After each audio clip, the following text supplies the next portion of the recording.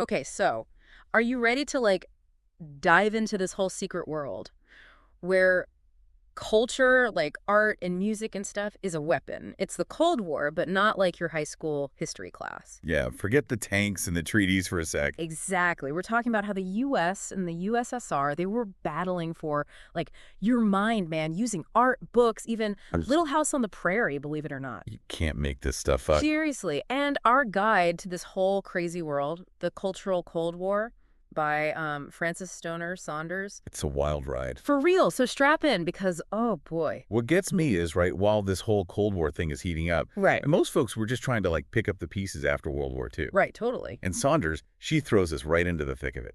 Berlin, 1945. Okay, so imagine this. Berlin.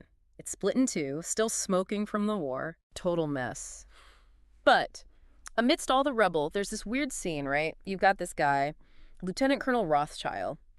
He's living it up in this fancy mansion, probably, like, confiscated, sipping champagne like it's water. Champagne for days. And meanwhile, over at the Ritz, Hemingway, the Hemingway, holding court, probably with a martini in hand. Classic Hemingway. But here's the thing.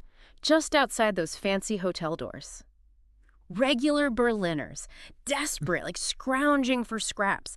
Saunders actually describes how they were, like, searching for cigarette butts. Can you imagine? It's crazy, right? It's this stark contrast that Saunders captures through the eyes of Nicholas Nabokov. He was a Russian emigre who saw it all firsthand. And it's like this perfect snapshot of just how messed up the world was after the war. Totally. So you have this city, Berlin, total contradictions. The victors are partying, and everyone else is just struggling to survive. Exactly. And this is where our story gets even wilder, because this is where figures like, Nabokov and this other guy, Michael Josselson, they come in. Okay, wait. Back up a sec. Who are these guys? So both Russian emigres, right? And get this, they actually had, like, flirted with communist ideas before the war. No way! Yeah. Talk about a plot twist. Okay, so they go from being, like, communist curious to what? Major players in the CIA's anti-communist campaign. Yeah. Someone get Hollywood on the phone, because Yeah. this is a movie. Right. But seriously, what made them switch sides like that? Well, they became disillusioned with communism, for one. And then there was Stalin. Right, Stalin wasn't exactly Mr. Nice Guy. Definitely not. They saw him as a real threat. And they started to believe that America, with its emphasis on freedom and individual rights, that was the best hope against, tyranny. So they went all in with the U.S. Pretty much. They believed in fighting ideas with ideas. And they believed America was on the right side of that fight. They did. And that brings us to the CIA, which, as Saunders reveals, was getting really interested in this thing they called cultural warfare. Cultural warfare. Sounds intense. So, like, weaponizing art and music. Exactly. They saw it as a way to fight the Cold War without, actually fighting a war. And I'm guessing this wasn't exactly public knowledge at the time. Oh, absolutely not. Top secret stuff. But Saunders digs up this quote from William Donovan, the head of the CIA at the time, and it's a doozy. He said, and I quote, "I'd put Stalin on the payroll if I thought it would help us defeat Hitler." Wow, okay. Right? So you can see how, with the Cold War starting, the thinking shifted. The enemy of my enemy is my friend. Exactly. And with the Soviets clamping down in Eastern Europe, putting up the Iron Curtain and all that, the U.S. saw culture as a way to kind of chip away at Soviet influence without, actually firing a shot. Okay, I get it. But how do you actually, like, fight a war with books and paintings? Well, that's where it gets really interesting. So we've got this, like, secret weapon, Congress for Cultural Freedom, right? All disguised as this fancy think tank. Oh, yeah, they tried to make it look all legit. But Kalman knew you can't just throw a bunch of intellectuals in a room and expect them to all agree, right? Especially with all that Cold War tension simmering beneath the surface. Right. Saunders talks about all these internal clashes. From day one, some members, they just wanted to, like, stay neutral, play both sides. Play it safe. Right. But then you had the others, the ones who were ready to take the fight straight to the Soviets. No compromises. Can you imagine the arguments? The backroom deals, all smiles on the outside, but underneath. Total ideological warfare. Exactly. It's like what do you call it? A powder keg of ideas, just waiting to explode. And Saunders describes this incredible moment at the Congress's big debut in Berlin. Oh, yeah, I read about this. Talk about dramatic. Right. So picture this. The Berlin Philharmonic. They're playing Beethoven's Egmont Overture. Which, by the way, if you don't know, is like the ultimate anthem of freedom and rebellion. Exactly. Yeah. Not exactly subtle, right? They were making a statement. The Congress, it became like this magnet for like every big brain in the Western world. Philosophers, writers, historians, you name it. Like a who's who of the intellectual elite. Right. We're talking Bertrand Russell, Hugh Trevor Roper. But even some of them, even these big names, they had their doubts, questioning the Congress's motives, where the money was coming from. Because nobody really knew about the CIA connection, right? Right, exactly. It was all very hush-hush. But the CIA's cultural campaign, it went way beyond just conferences and book clubs. Saunders reveals that they were also making major moves in the art world. Oh, yeah. They were playing the art game big time. Big time. See, they realized something. The Soviets, they loved their socialist realism. Which, let's be honest, wasn't exactly known for its, subtlety. No, not really. A very straightforward, very on-the-nose propaganda. So the CIA saw an opportunity. They thought, hey, why don't we promote something totally different? Something that screams freedom, individualism. And that's where abstract expressionism comes in. Jackson Pollock and the gang. Bingo. Dripping paint, splattering colors, all about individual expression. I mean, you can't get much more different from socialist realism than that. Exactly. And the CIA, they were more than happy to bankroll this whole movement. So on the one hand, you've got the Soviets pushing this very literal, very controlled art form. And on the other hand, you've got the U.S. backing this explosion of abstract, free-flowing creativity. It's pretty brilliant when you think about it. It was a bold strategy, that's for sure. Yeah. But it definitely raises some questions, like where do you draw the line between art and propaganda? Right.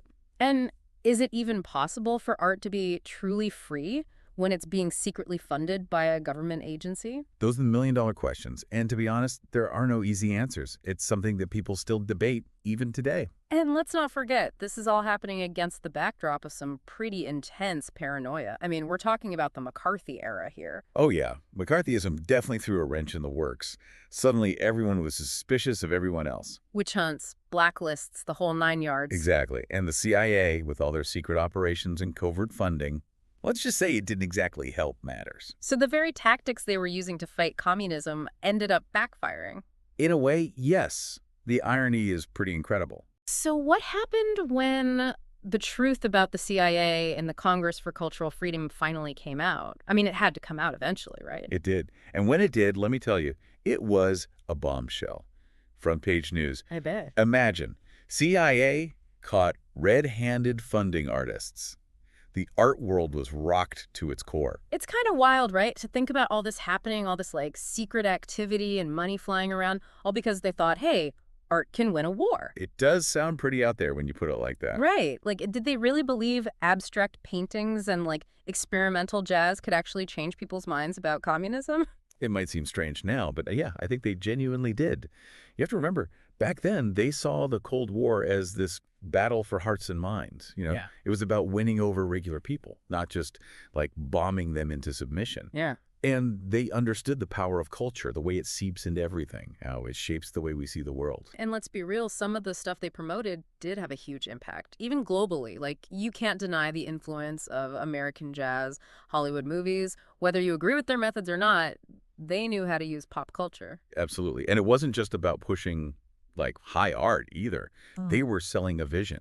America, land of freedom, opportunity, and yeah, even just playing cool. It was a powerful message, especially for people stuck in, repressive regimes, places where individual expression was stifled. I get it, but this whole thing with the CIA operating in the shadows, it still feels kind of icky, doesn't it? It makes you wonder, like, how genuine could any of it really be? Was it art or propaganda? Right. It muddies the waters for sure. And honestly, that's the real tragedy of it all. Yeah. When the truth about the CIA came out, it cast this huge shadow over the whole thing. People became way more suspicious, more cynical, even about art, and artists who had nothing to do with the CIA. It's like this cautionary tale, about the dangers of mixing art and politics, about the unintended consequences, even when your heart's in the right place. So where does that leave us? I mean, we're still wrestling with these questions today, right? Art and propaganda, information warfare, it's everywhere, especially online. Totally. The Cold War might be a done deal. But this battle for our minds, it never really ended. Think about it. Social media algorithms, targeted advertising, it's all designed to influence us, to shape our perceptions, our beliefs, our choices even. It's like we're all living in this giant cultural experiment, and we don't even realize it half the time. It's true. So what can we do about it? Well, that's where Saunders comes in. She's basically saying, wake up, pay attention. Don't just accept everything you see and hear. Question your assumptions, question your sources. Because the truth, it's often way more complicated, way more nuanced than we think. So be skeptical, think critically, Exactly. and maybe don't believe everything you see on the internet. Sound advice. You know, in a way, the cultural Cold War, it reminds us that ideas have real power. The stories we tell, the art we create, the things we choose to believe in, it all matters because it shapes the world around us. Yeah. So yeah, be mindful, be curious, and definitely keep asking those tough questions. That's a great takeaway. The cultural Cold War might be over, but this fight for our hearts and minds definitely still going strong. And on that note, we'll leave you to ponder all that.